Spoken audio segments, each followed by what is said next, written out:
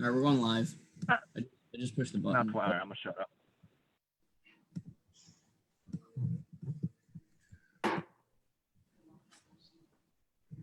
Where's this?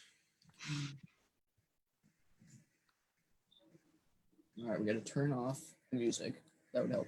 Unless you guys want it. Do you want it?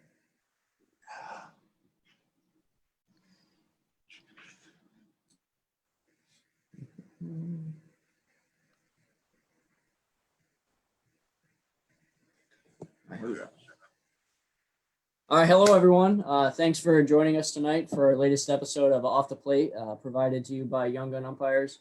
Today, I am joined by Sean Garrissey and Nobu Gotu. Nobu's on the phone. His video is not available tonight, and I'm actually going to give a shout out to another founding member, Jacob Heath. He's actually out on the field today, which we're very proud of that and happy for that. So today, we are very excited to have with us a 2010 graduate of the Jim Evans Academy of Professional Umpires with honors. He spent 5 years in professional baseball, advancing to AA in the Eastern League. Brian Miller. Brian left professional baseball in 2014 to focus on a collegiate career in both soccer and baseball. In the recent years, Brian has been assigned to work various Division I conferences, as well as multiple conference championships throughout the United States. And as well, he was recently assigned to work the Division I regionals in 2017, 2018, and 2019. With that, he is known for his tremendous ability to teach and knowledge of the game at all levels of umpiring. Brian is a teacher, philosopher, and an innovator of the game, and we're very excited to have him on and to learn from him. Thanks for joining us, Brian. Wow, that was an excellent introduction. I will Venmo you however much you want for making up all those lies. I appreciate it. Thank you for having me, and thank you for doing this.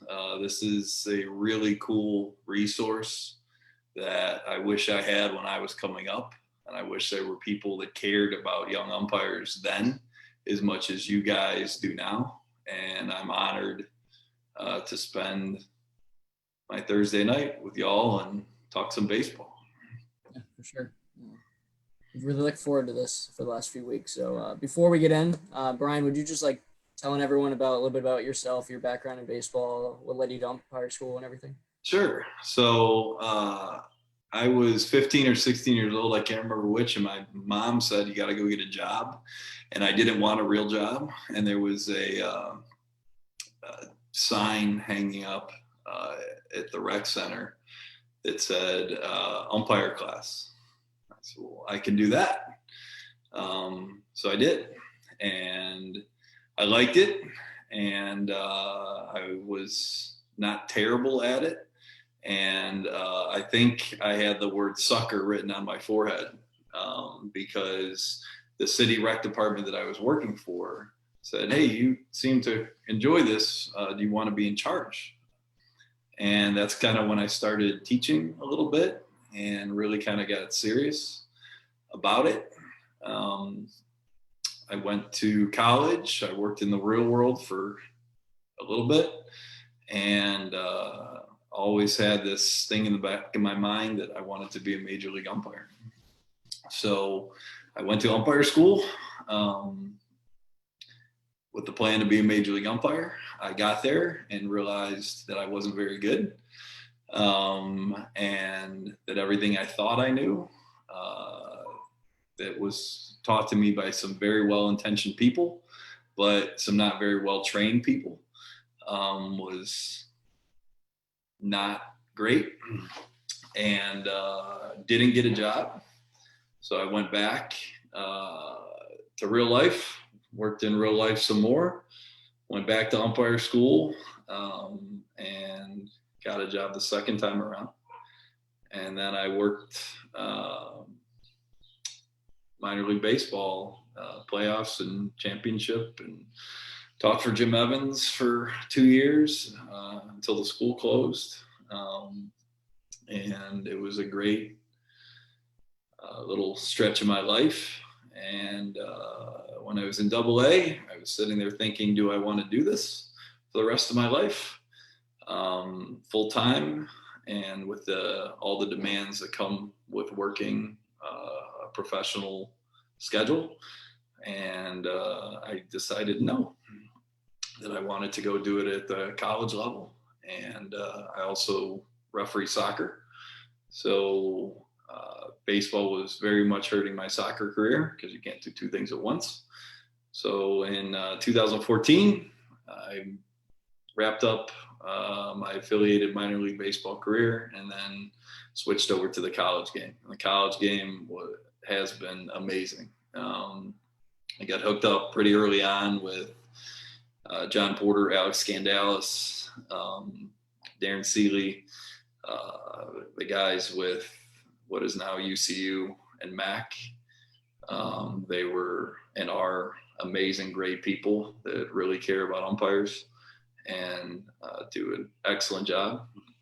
So I started teaching clinics for them, 2-man clinics, 3-man clinics, kind of all over the East Coast. I did that for a few summers. Worked in the Colonial and the Big East for them. And then the last year or two, mostly worked for Troy Fullwood. Vast majority of my games have been in the ACC. I also worked in Conference USA and various other leagues, Big Ten for a minute, MAC for a minute, a bunch of non-conference stuff all over the place.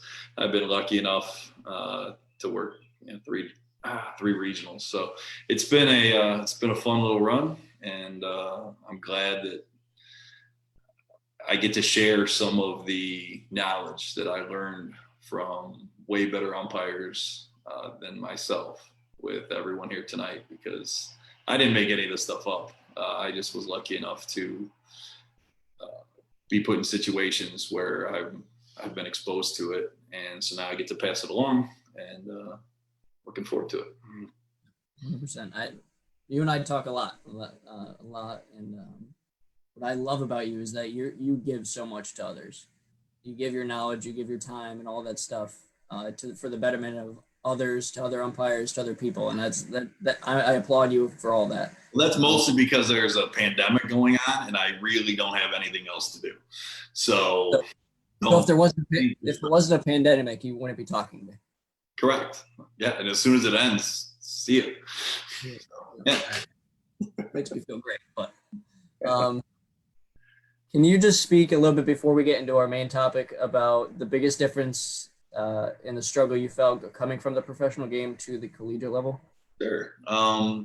So the difference, and they're good and bad, right? So the professional game, everyone is very much into their own careers, right? Umpires are trying to advance and get to the major leagues and get a major league job for themselves. Players are trying to do the same thing. Coaches are trying to do the same thing for the most part. So everyone, it's a very individualized team sport at the pro level. The college level, I think, it's very much a team sport. Everyone seems to care about everything, as opposed to pro baseball, where a lot of times the only people that care are the people involved. So a guy sitting on the bench, some guys, not everybody, but a guy sitting on the bench in a pro game isn't going to be so worried what his teammates do, because it doesn't directly affect his ability to move up. In the college game, everyone cares about everything. The bench players, every coach, the hitting coach cares about what the pitcher's doing. Everybody's all invested in every pitch. So it's just a mindset difference, I think, that you have to adjust to. And, in a pro game, it's 15-0 in the 6th inning. A lot of people in that game are very okay with the strike zone being opened up, and that borderline call on the bases that can go either way, being an out. And in the college game, that it's just not that way. every pitch, every run, every single thing is important, no matter what the score, no matter who's batting, no matter who's pitching. Everyone cares about everything.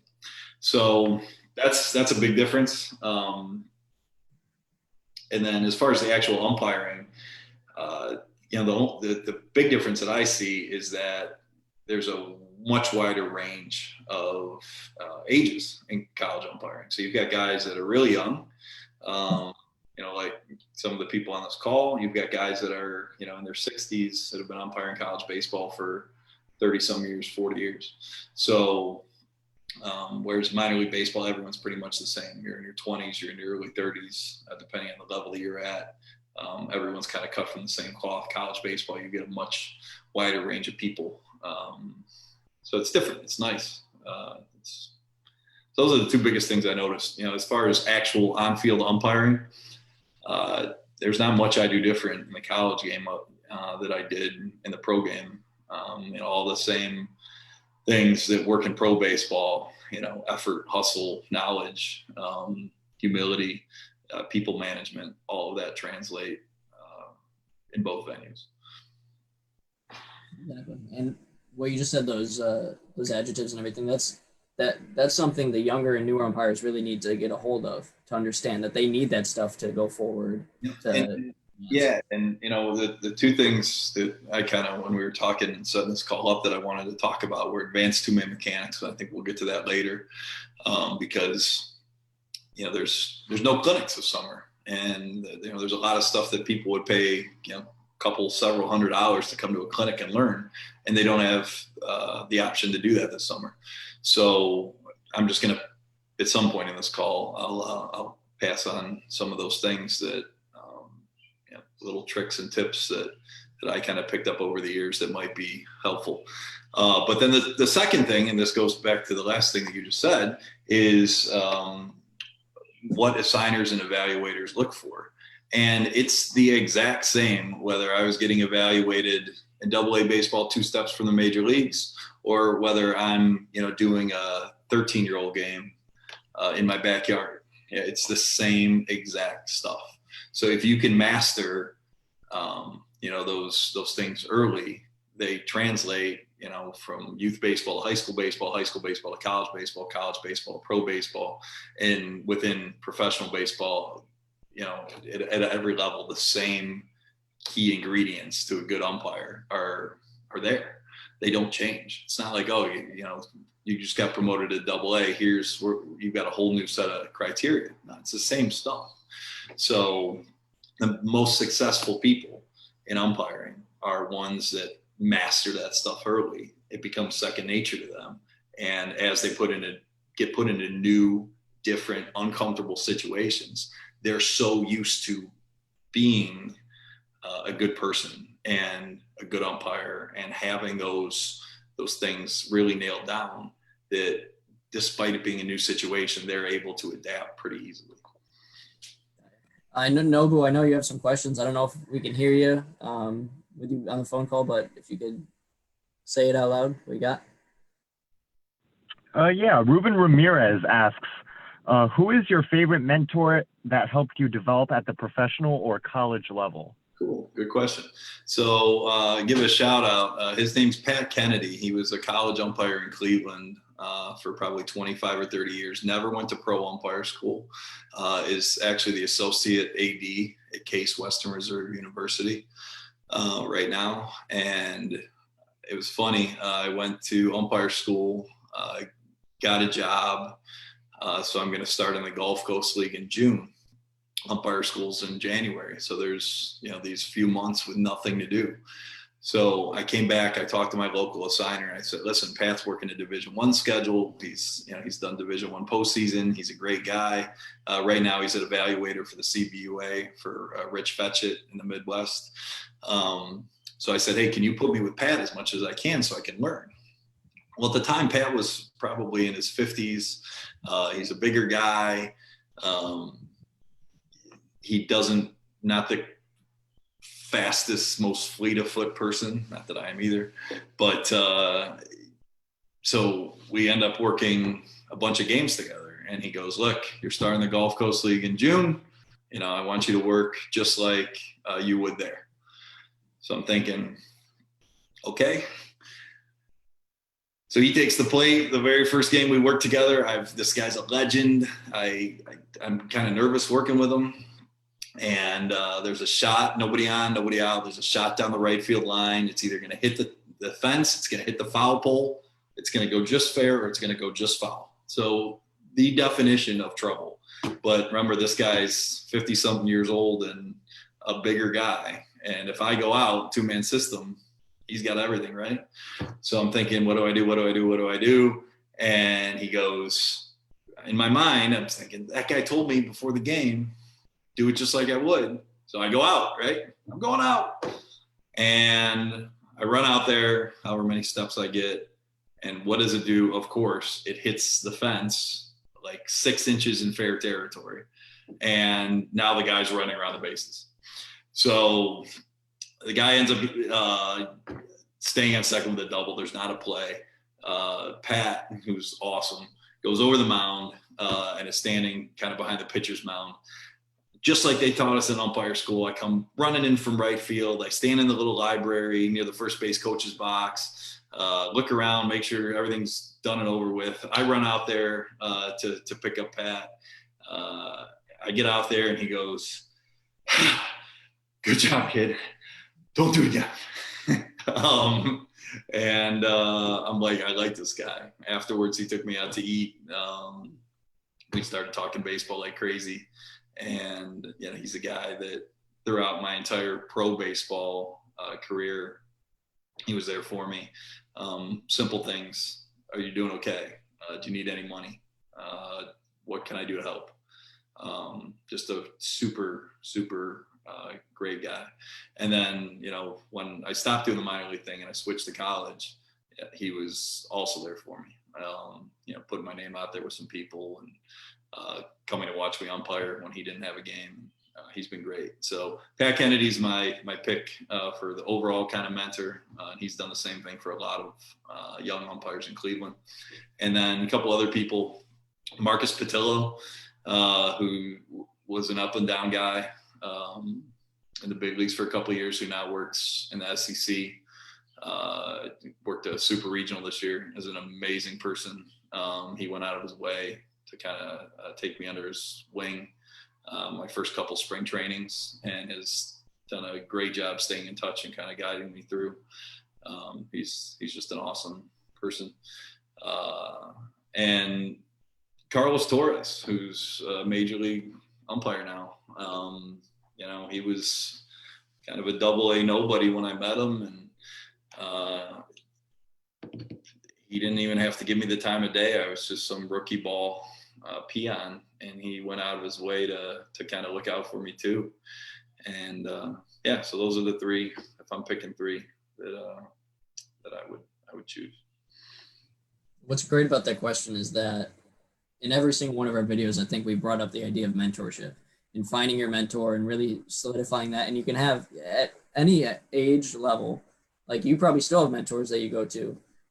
I know I'm personally, you're one of my mentors. I know somewhere on the call right now. And I look up to many different people as the transition. So it's a great point. And if you don't have a mentor, for the young guys listening to this, find one. They don't have to be the best umpire in the world. They just have to care about you. And they have to know a little bit more than you do. So Sean's a teacher, right? And as long as you're a chapter ahead, you're good, right? So, or page ahead, maybe. It's better to have, I almost think it's better to have, I don't want to say bad, but kind of a lower level mentor than no mentor at all. Somebody that you can bounce ideas off of, somebody that if you have a problem, you can, go to. So yeah, that's kind of my thought on mentoring. We can transition over to our main topic. The two areas you alluded to earlier, we're going to focus on two-man advanced mechanics, and what assigners and evaluators look for. If anybody that's on the call, listening on Facebook, if you have any questions for Brian, whether it be for his professional career, two-man mechanics, whatever we're going to talk about, feel free to ask away. Brian, I'm going to hand it off to you. And Sure. Yeah. So, mechanics, two-man, a lot of people think you're kind of stuck doing things by the book. And for the young guys on this call that haven't kind of built a reputation, do the book. And if you've got an assigner, an evaluator that is a by the book person, do the book. But if you have somebody that's a little more open to doing some advanced things, run these by them and see if it's okay. If you have a scrimmage, try some of them out, see if they work for you. This year's kind of a goofy year with Corona, COVID-19, whatever it's called. So I think we have a little bit more freedom. Those of us that are lucky enough are going to be lucky enough to get at least some games in. Try some things that aren't in the book if you're not going to get in trouble for it. So here's just a handful of things that that I've seen people do or I've done and they work. And some of these, again, this is going against the book, so don't get in trouble and don't blame me if they backfire. But for the most part, if you're a good umpire and you can read the game, these are some things that work all the time. So the first one is on a triple, or really any time that your batter runner is your last runner. Feel free to get on the outside at third base if you're physically able to. So just like you would in three-man,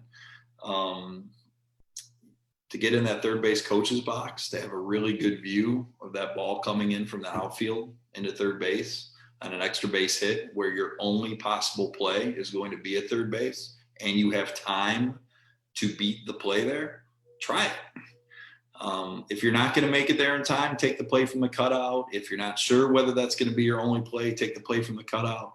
But if you know that your only play is going to be at third base, if you have a play, like this is one of those times where your options, balls off the bat, you're thinking this is going to be a triple or this is going to be an inside the park home run. And in a two-man system, when you think one of those things, you can take that risk and kind of go into the third base coach's box and you're going to nail that call every single time. So that's a little thing that you can try to do that not a lot of people do.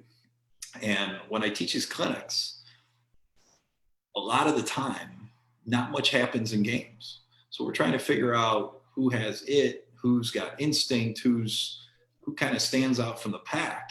And it's hard for us to do that. But something like that, when it works, is a separator. And if you can add that to your game, that's it doesn't happen often. You're probably only doing it once or twice a game, where your very last runner, okay, the batter runner, is going to, everyone else has scored on the play or has gotten out, and now you're left with just one guy going into third base. You can take that play on the outside. Here's another one. 2 outs, fly ball to the outfield, where the ball is caught.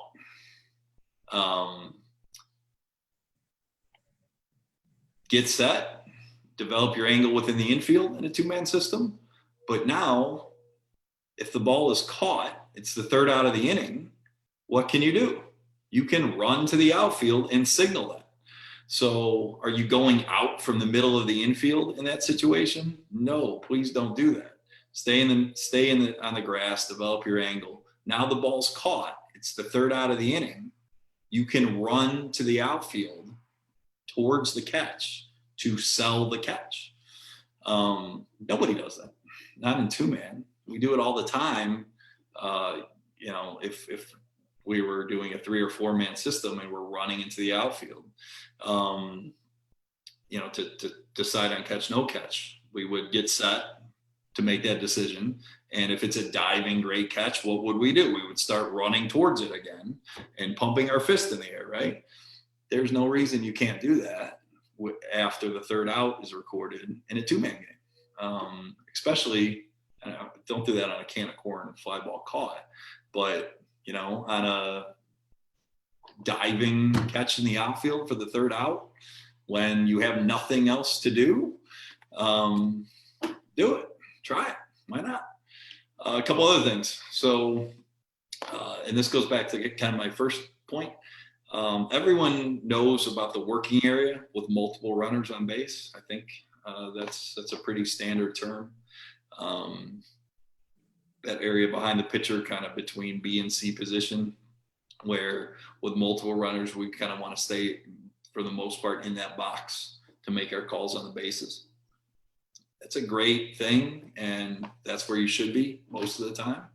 But when you know for sure that you're only going to have one play,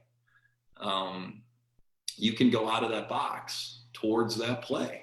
And a lot of umpires don't do that. So, we're doing a boring game and there's not much going on. And, the biggest guy on the team is at bat, and he smacks one off the outfield fence, and this guy hasn't stretched a single into a double in his entire life. But hey, there was a runner on base before him.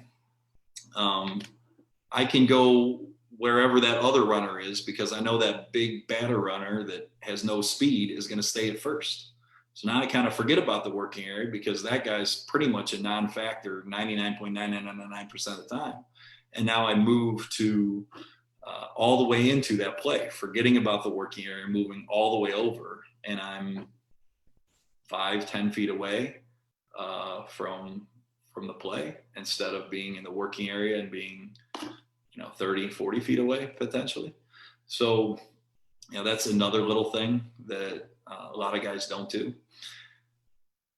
Those of you that have been to umpire school that are listening to this or have been trained by someone that have been to umpire school, one of the things that we looked for when we were doing evaluations was a ground ball on the infield with 2 outs and runners on base to start the play. So the base umpire's in either B or C position. There's 2 outs, and does that base umpire show good instinct and move as close towards first base as they can, still being set for the play at first, but do they move over there?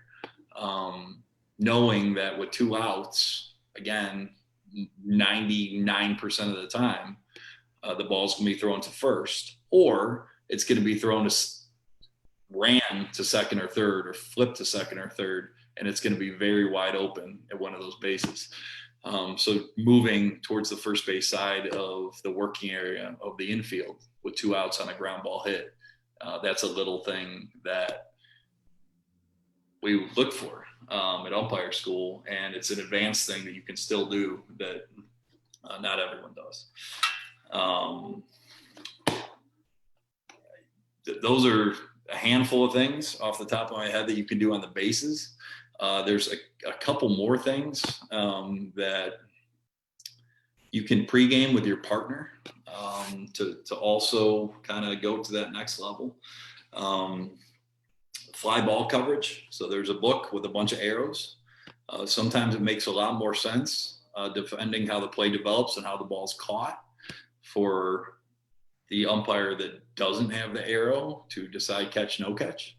So if you talk about that in pregame and then communicate amongst yourselves as the play happens.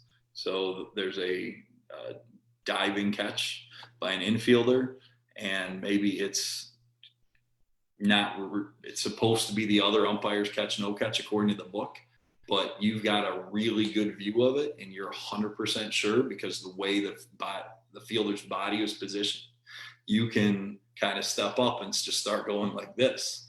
And if you and your partner are on the same page and you're going to make eye contact before any potential double call, which catch, no catch in the infield is a potential double call. So if you start going like this, like, hey, I got it, I'm going to take it. That's something it's a pretty nice feeling to know that you got it 100% correct. And you're not going to have your partner maybe potentially guess because the arrow says he should call it, but the fielder's body blocked him out. But again, that's something you want to talk about and make sure that your partner's on the same page. So, think about, we're talking about advanced mechanics, just think about things that you know, that you can do that separate you from the pack, and that makes sense for baseball, because obviously our main job is to serve the game, to serve the players. So we never want to do something to make ourselves look good and hurt that. But if we can do both, we can get the call right, we can put ourselves in a better position, and we can kind of make ourselves look good. Why not? If that makes sense. Oh yeah. And a lot of what you've been saying is, one is that the book is just a blanket of what you should be doing. It's not, I when I look at the book or the CCA manual or anything like that, I think of it as like, it's for the least common denominator. It's for that person that doesn't really understand, but really just needs a little bit of guidance of what to do. There's a lot more that goes into umpiring. You brought up the taking the guy all the way to the coach's box at third, the triple. I know Sean loves to do that. I love to do that, and it's not just for evaluators; it's also coaches. If coaches see you doing that, that's a lot. That's a believability right there, that you're trying to hustle, you're doing your job. And right now in two-man, you don't really see that often. So if a coach sees that, they're really like excited that someone's doing that. Yeah, and and that's, Nick, that's something that I wish more guys thought about trying. So a lot of times, I'll be talking to an umpire and I'll say, how was your game? Oh, it was boring. Nothing happened. Okay, well, those are the games where we can try this stuff. So maybe you've been umpiring one way for a really long time, and it's boring sometimes. It's that towards the end of the season, you've umpired for several years. Try some of this new stuff. And for the guys that are really new, the young guns in umpiring, think about what you're good at. A lot of times young umpires, one of their very big strengths is fitness, right? As we get older, we're not as fit as we were when we were a young gun. So why not showcase that, 30-foot sprint from one side of the working area to the other on a ground ball in the infield with 2 outs? Because you can do it as a young umpire. You're not going to be able to do that, as an older umpire. Older umpires have a lot of things that young umpires don't. Usually their people management is much better. Situation handling, that comes with life experience. So if you're a young guy and you're not quite as comfortable doing that, figure out what your strengths are and play to them. When I teach clinics, I'll pass out index cards the first night of the clinic. And I'll say, write 3 things that you're really good at and 3 things that you hope to improve on at this clinic. And it amazes me how quickly people can come up with 3 things that they're bad at. It's instantaneous, 1, 2, 3. But when I ask, what are you good at? They don't have an answer, or at least they have to think about it. When games are getting tough, okay, when crap is hitting the fan, you want to fall back on what you're good at and do more of it. So if you're fit, run around a ton. Okay, you're getting crap. You just had a bunch of close calls in a row. Everyone's on your butt. Fall back on your strength. If it's fitness, run more. If you're a really good communicator, talk more. If I'm 6'4", I look kind of mean sometimes. I will look mean when stuff's hitting the fan. Figure out what works for you, and when things aren't going well, fall back on it. And I think if you don't know what your strengths are, you can't do that because you don't know what to fall back onto. And that stuff, again, that transcends all levels. That's from Little League all the way up to, NCAA regional or, AA baseball. It's everything in between that I've experienced. Nobu, I know you got some questions. Oh, yeah, we have a couple good questions here. We have 2 questions from John Lee Jordan. And he says, Brian, What do you feel is the difference between a AA strike zone and a D1 college zone? And his second question is, what are the expectations of umpires in terms of the strike zone at the AA or AAA level? Yeah, so they're not all that different anymore. I think back in the day, and by back in the day, I mean pre-TrackMan, pre-K-Zone, pre-all that stuff. I would say the college strike zone would be a little bit more liberal, but it's 2020. And next year it's obviously 2021 because we're not playing any college baseball this year. The strike zone is exactly as written. And I think the NCAA has done a really good job of making that clear to everybody.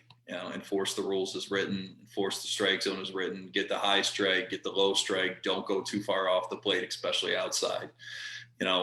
During this pandemic, there's a ton of old baseball games on TV, and you saw what the strike zone was then and what it is now, and it's evolved. I never understood why home plate is the same size at every level of baseball. I don't get that. I still don't. And if I was commissioner of the baseball universe, I probably would change the size of home plate based on the level that we're working at. But as far as that specific question from John, the strike zone in AA, in my mind, was exactly the same as the strike zone in high-level college baseball. I'm not saying that the strike zone in D1 baseball is exactly the same as the strike zone in junior college baseball. I think there has to be some feel for what the expectations are at the level you're working. But at the very highest levels of college baseball that I've been lucky enough to work, my strike zone is exactly the same as it was when I was working professional baseball. Nobu, what's the next one? Lay it on me, man. Oh, yeah. We have this one's a story that Matt McMahon shared with us. I think it's really cool. He said, Brian, you were traveling to see a series in 2016 in the New York City, Connecticut area, but stopped by to see us at the D3 Regional near Rochester, New York, just to hang with the crew. Just a solid guy. Yeah, Auburn. That was one of my favorite minor league cities. It's kind of a sleeper city, and it's got a couple of really good spots. So actually, I've stopped a couple times to see crews on drives. It's fun. So yeah, no, I appreciate Matt saying that. He's an awesome person, former Marine, really good umpire. That he's a guy that his from the first clinic that I taught at. I think he was there, and now he's working Division I stuff, West Coast, and that's because he works really hard at it.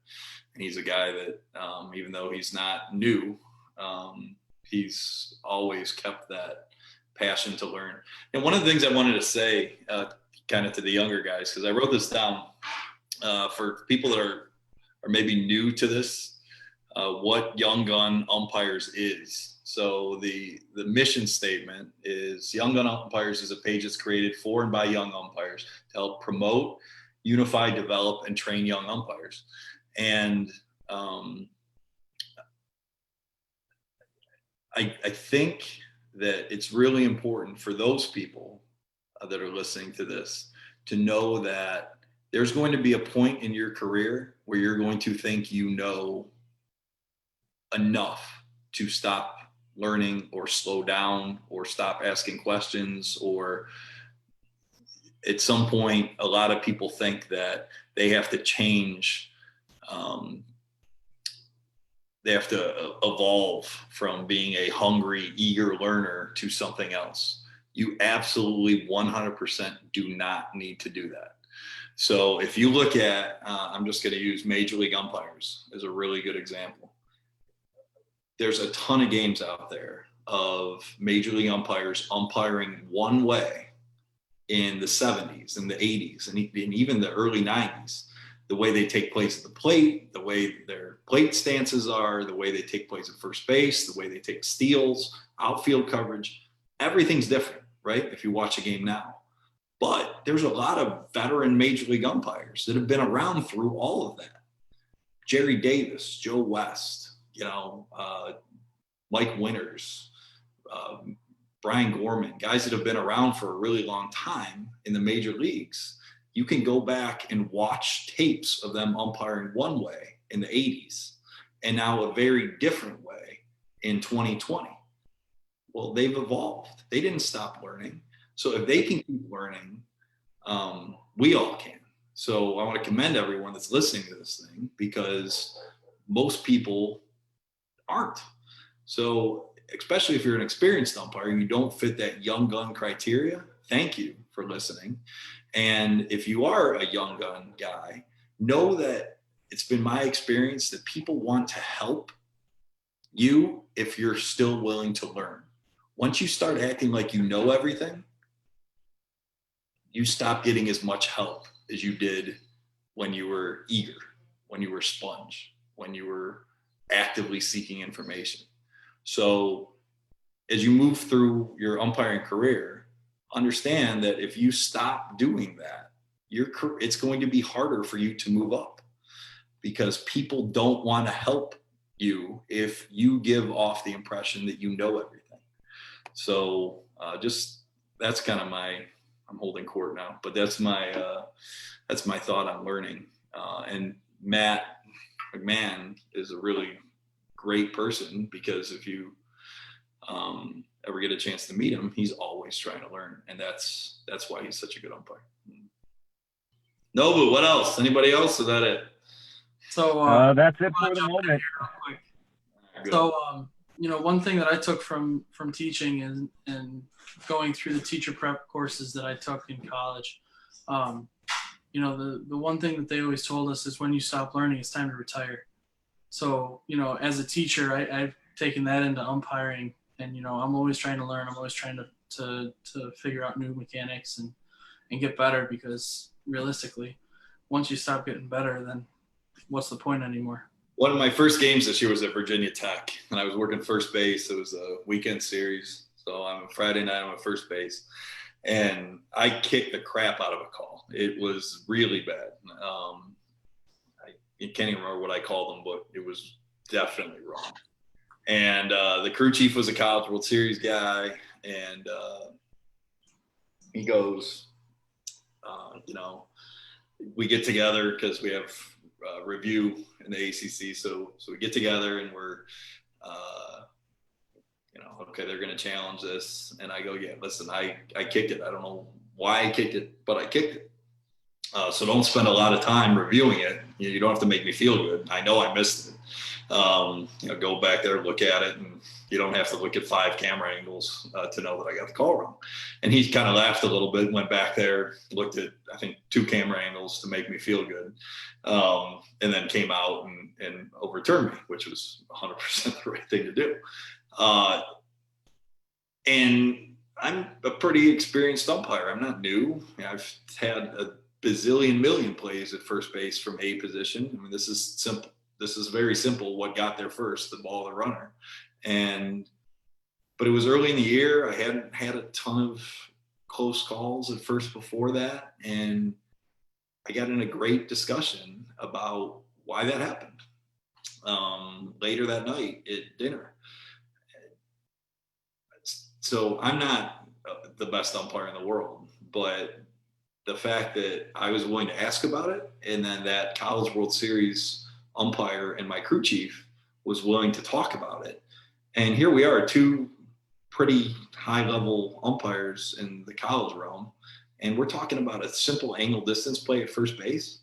If we can do that, everyone can have a good post-game talk after they're finished their little league game or their high school game or college game, because it's happening at all levels. And, back to Sean's point, the second you stop learning, move on.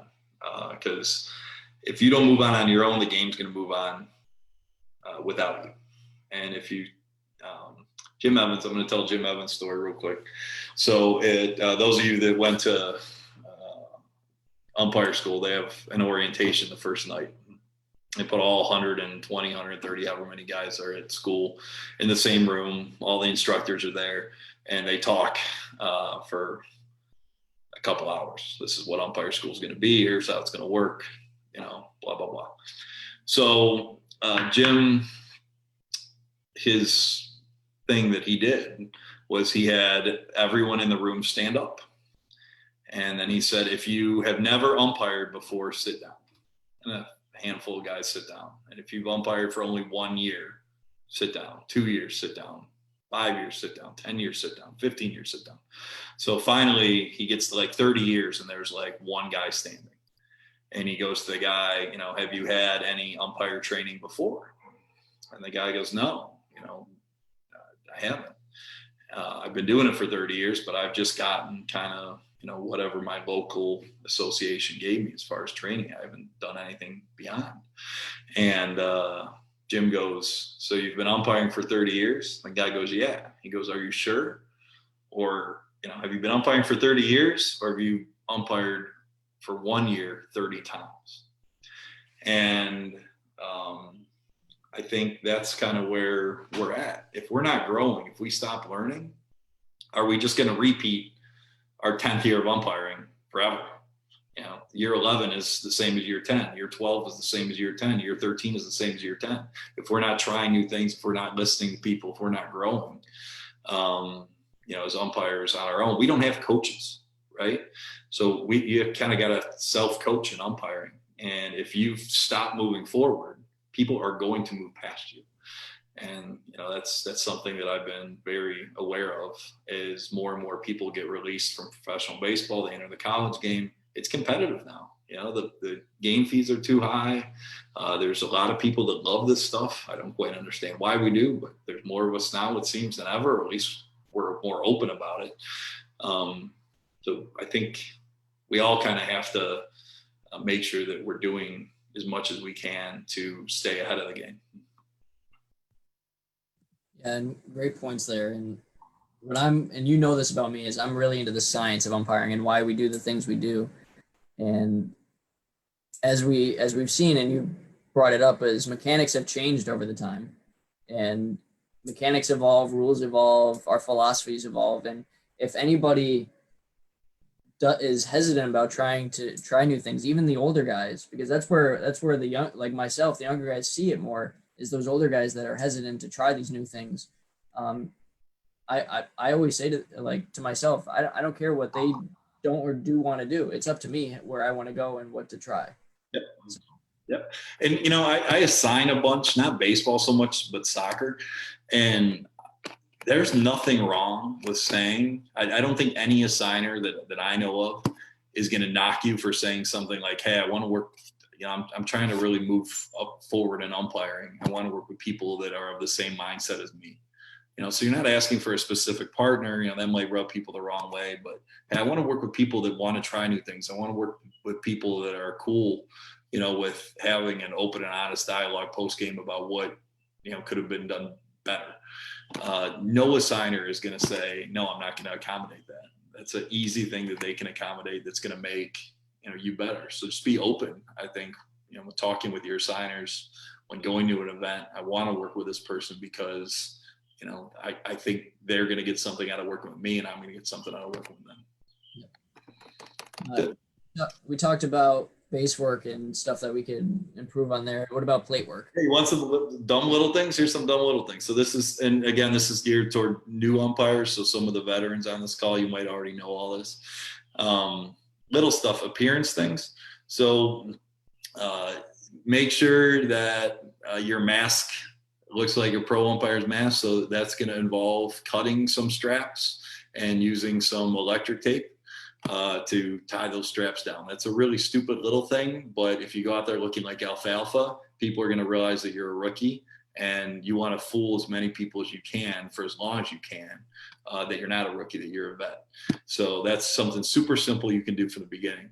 Another thing, so on the back of your plate shoes, on most plate shoes, there's a little, I don't even know what it's called, like a little hook tab thing that you're supposed to use, I guess, to help pull your shoe on. A lot of times people's pants get caught on that, and it's really not necessary. So just cut it off. So if you're finding that your pants are not going down to like the ground, cut that stupid thing off on the back of the shoe, and your pants won't do that anymore. People have problems with certain kinds of pants, the shin guards getting caught, the pants getting caught on the shin guards. You can put plenty of people have done this. They've actually put like almost like a silk lining on the inside of their pants, so the shin guards go over it easily. Other people have done the opposite and put something on their shin guards, so it's not getting caught every time. Your hat, a lot of new umpires have a hat that doesn't fit, so it shouldn't be super tight that you've got a mark in the middle of your forehead, after wearing a hat for an inning or two, but it should be tight enough that it doesn't fall off when you take your mask off. And then obviously take your mask off the proper way, so your hat's not coming off with that as well. Loosen your mask. It shouldn't be very tight. For most masks, I think the Force 3 might be different, but for most of the masks that we use, you can make it a little bit looser, and that way it's easier to get off over your hat, and your hat's not getting turned sideways and falling off every time you take it off. Groove your indicator. So it's 0, take a file, turn all the numbers to 0, take a file and make a little indentation. So you don't have to look down at your indicator every batter. You can just reset it back to 0 by feeling the grooves.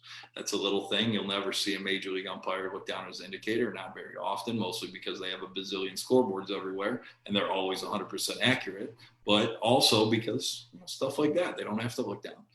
If you are going to look down at your indicator, you can't do this all the time because people will catch on, but instead of just looking down like this, adjust your mask and look at your indicator there. So there's a lot of little cosmetic things that aren't a big deal, but we're trying to fool people. As kind of young umpires, we're trying to fool people to think that we've been doing this longer than we have, so we get less crap.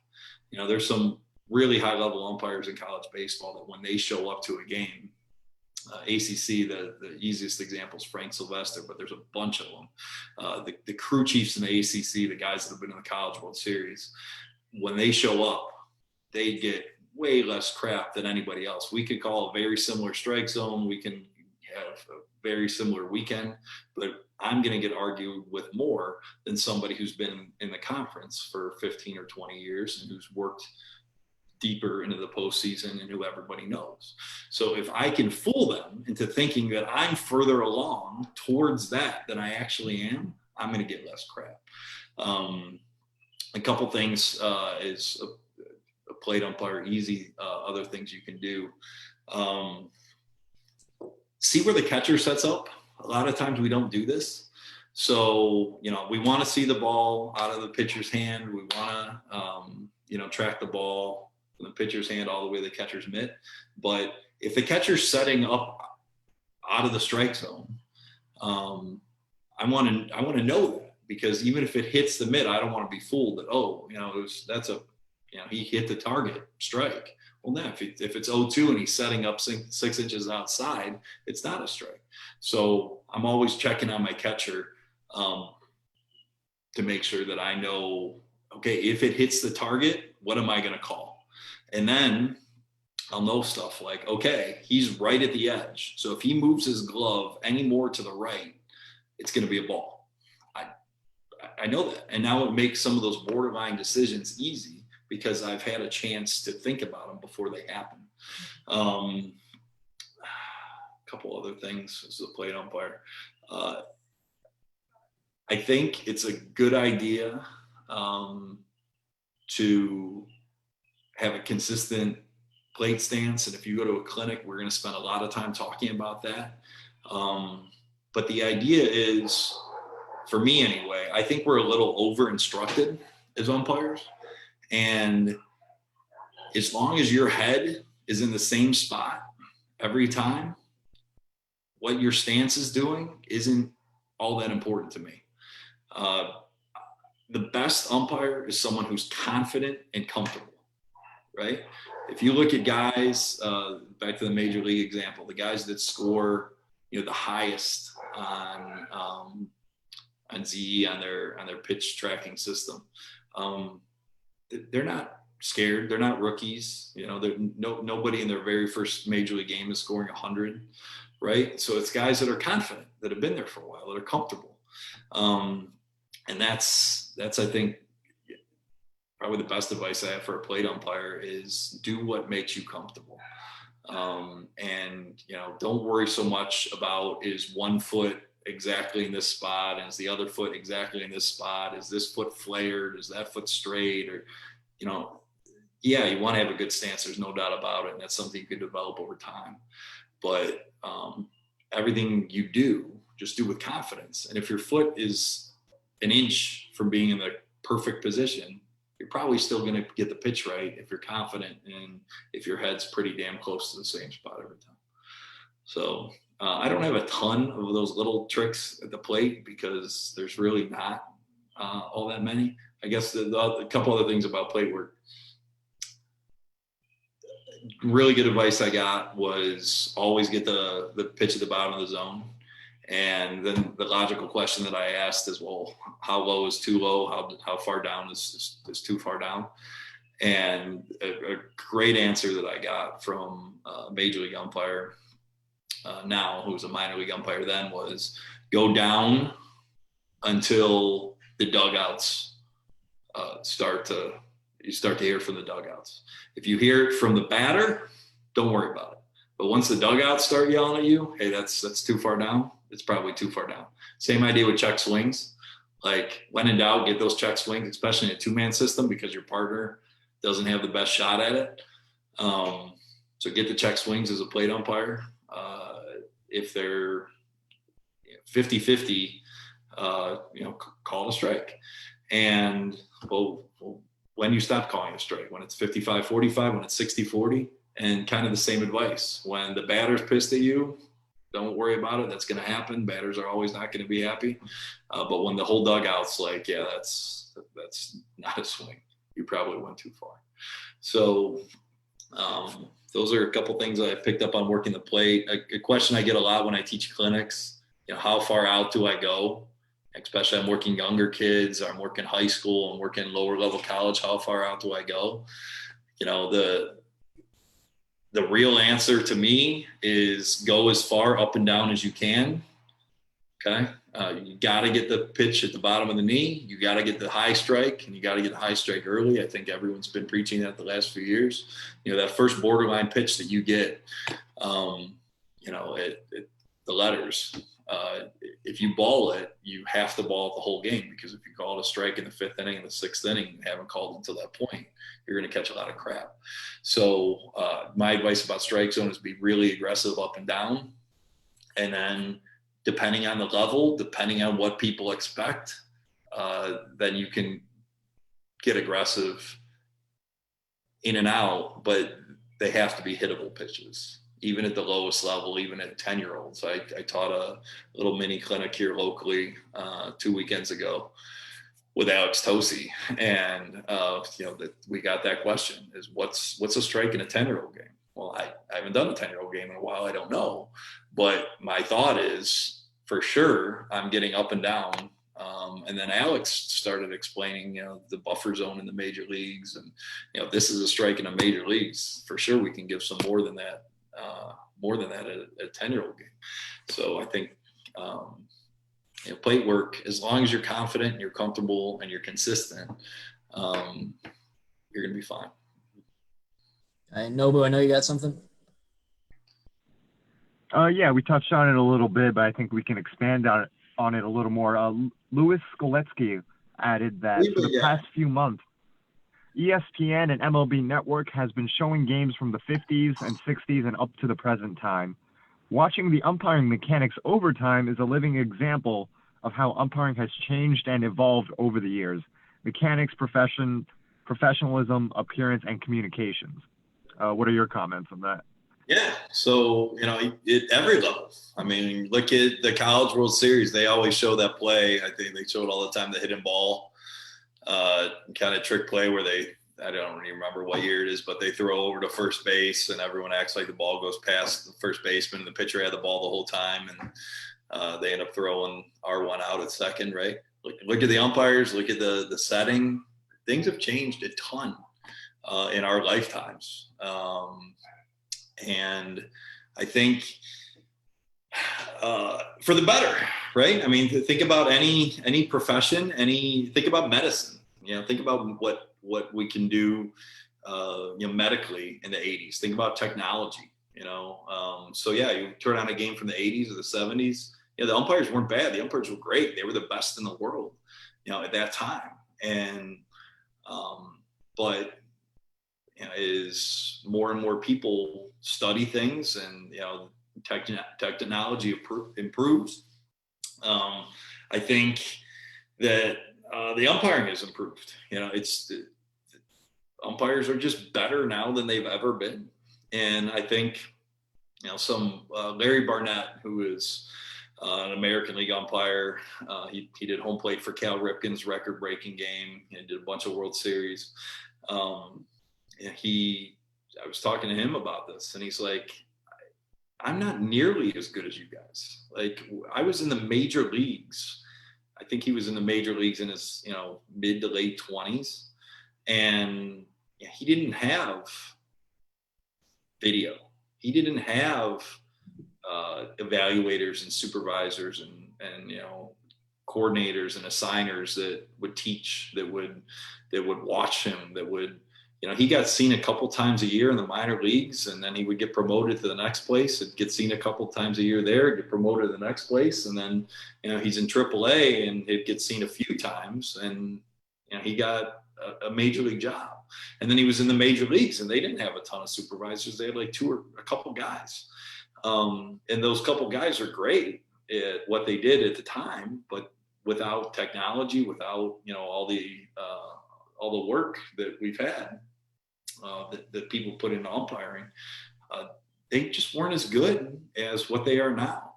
The major league umpires, the guys you see on TV now are so good. And the college umpires you see on TV now are so good. I mean, there are guys that I work with regularly in college baseball that should have been major league umpires. They are that good. And I think in the past, 20, 30 years ago, a lot of those guys would get released from minor league baseball. They wouldn't umpire college baseball because the money wasn't worth it. Now the money's kind of worth it. So you're going to see a lot of guys that had major league ability, but for whatever reason, they didn't get the opportunity to umpire in the major leagues, coming to the college game. Umpiring is getting better. And you take that down to lower levels, D2, D3. I work those games on occasion, and a lot of other guys do with a lot of experience and training. High school, it's trickling down. Guys are getting the opportunity to learn from stuff like this. They're going out and doing a high school game and umpiring that high school game at a higher level than high school games have been umpired ever before. So, yeah, things are evolving for the better. That's a great question, Lou. It's funny, I can go toe to toe on umpire numbers with anybody. So, Lou always tries to get he put the number in the comments. Yeah, 22, which is also my number in the ACC and is Joe West's number now. But there you go. What else? What should we talk about tonight? We're 8:04. We're over time. Do I get paid extra? Real quick, yeah. Give me a couple more minutes. I just want to talk about what assigners and evaluators look for. We didn't really get much on that. And I'm not an evaluator other than at some of these camps, and I'm not an assigner in baseball. I assign a lot in soccer, but I kind of see both sides of the situation. So here's what I'm going to say to the young guns that are listening to this thing and who this is targeted towards. In my experience, assigners like people that are low maintenance. Okay, so if you have to fill out an availability form, and your option is to say, I'm available for whatever you need, whenever you need it, wherever you need it. That's option A. And option B is, I'd really like to work in the morning. I'd really like to work at this field. I'd really like to do that. that's not gonna help your cause. So if anytime you can be totally open and flexible, as an umpire starting out, or even as an umpire now, when I got into the ACC, I wasn't gonna give Troy Fullwood, the assigner, any restrictions. Dude, I'll take whatever you give me. I appreciate it. Thank you. So that's the first thing. The second thing is be a good person. My mom worked in the dental field for 40 years, and they have to do continuing education just like a lot of professions do. So they had a lawyer come talk to all these dental professionals about limiting liability. And the lawyer was saying, basically, how do you prevent yourself from getting sued? And he said, well, the easiest way is to be a good dentist, is to not make mistakes. You won't get sued. He goes, the second best way is to become friends with your patients. He goes, people don't like to sue their friends. So the bottom line from that thing, and I've carried on into umpiring, this is what that speaker said at that dental convention: if you're going to be incompetent, at least be friendly. So none of us think that we're incompetent, but if we're working at a level that maybe we haven't worked at before, or we're working with people in an environment where we don't know coaches, we don't know league administrators, we don't know our partners, make sure that you're a really good guy to everybody, because people don't get as mad at people that they like. So all that stuff I talked about earlier, those little separators, it comes down to the same basic stuff that we started this whole discussion about.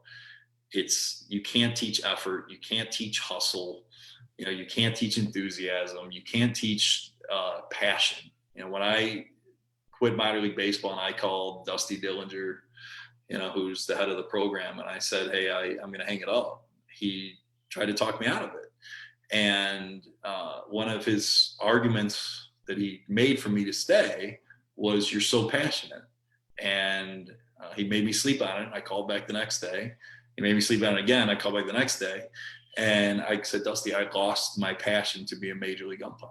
And if I don't have that passion, why am I going to be sitting in a hotel in Altoona, Pennsylvania, or,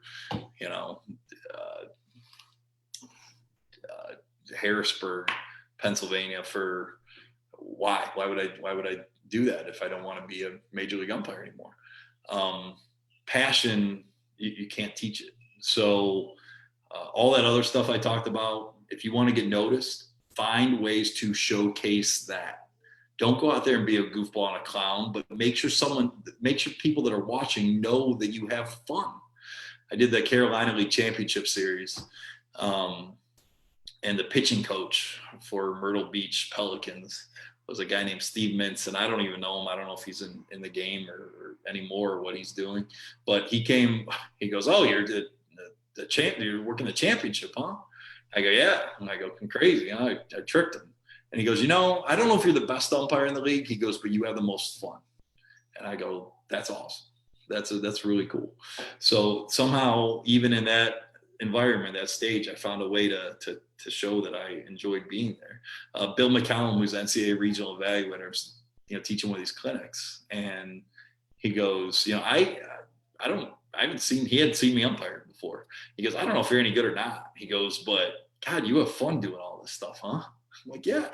So if you could find ways to share that, that passion and that love for it, we all have it. We wouldn't be sitting on this thing, on a Thursday night at 8:09 p.m. Listening to this goofy looking guy blab about umpiring for an hour and 9 minutes if we didn't care about umpiring. So make sure that everyone knows that you care about it. Don't be annoying with it. Don't bug people with it. But if there's doubt amongst people that are exposed to you while you're umpiring about how much you love it, you're not doing enough. Make sure they know that you want to be there, that you enjoy doing this, and you'll move up on your own. It just happens, right? So that's my kind of final thoughts, I guess, on getting noticed and moving up. Be a good person, be a good umpire, show your passion, figure out what your strengths are, play to those when things get tough.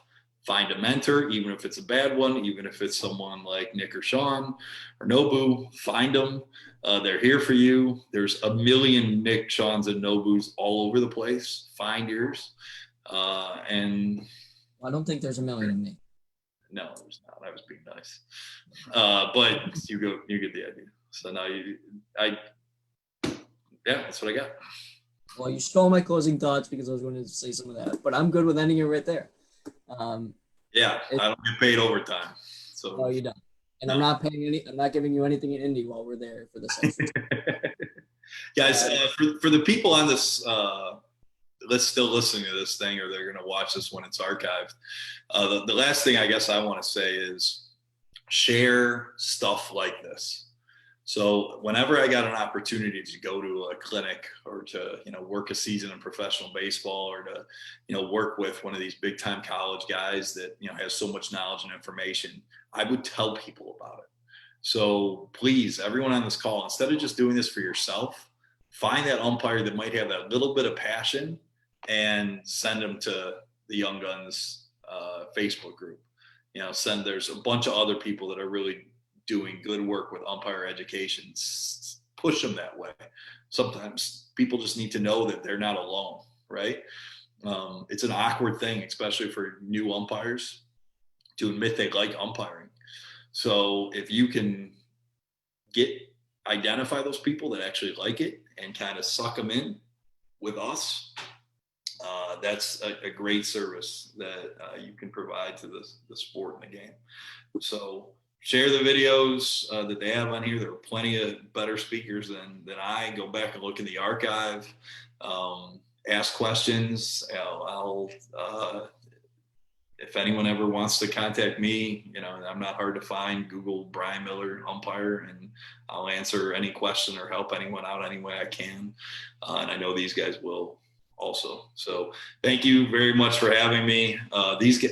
One more thing, and I'm like stealing everyone's closing. But these guys work so hard at this. I don't think anybody understands. I got to understand it this week. But from preparing the bios to the questions to coordinating this, Nobu sitting in the middle of some parking lot in Indiana right now, reading this stuff. Sean has weather's great here, right? Sean is as a zebra that he had to skin to do this. Nick has spent hours trying to get the lighting right and went and got a haircut today. Like, these guys care about what they're doing. And they're really good at it. So I would just want to thank them for their professionalism and what they provide to young umpires. It's pretty awesome. So thank you guys for having me, and thanks on behalf of kind of everybody that participate in these. Pretty impressed with what you all do. Thank you. We wouldn't be here without people like you. So there we go. All right, that's all I got. Okay. With that, I'd just like to say one thing. We uploaded the link to our store online for anybody that wants to have any merchandise. We have a bunch of polos, jackets. We have some shorts, some just regular t-shirts. If anybody wants to buy any of that, that's available. As of right now, we have no guest speakers. I think this will be the end of our first season of Off the Plate. So thanks for everyone joining throughout our videos, and thanks to all of our guests, including Brian. You were great. I know we'll be in talk. Me and you all talk all the time. I took some notes down, so it was great. With that, thanks everyone, and I hope to see you around.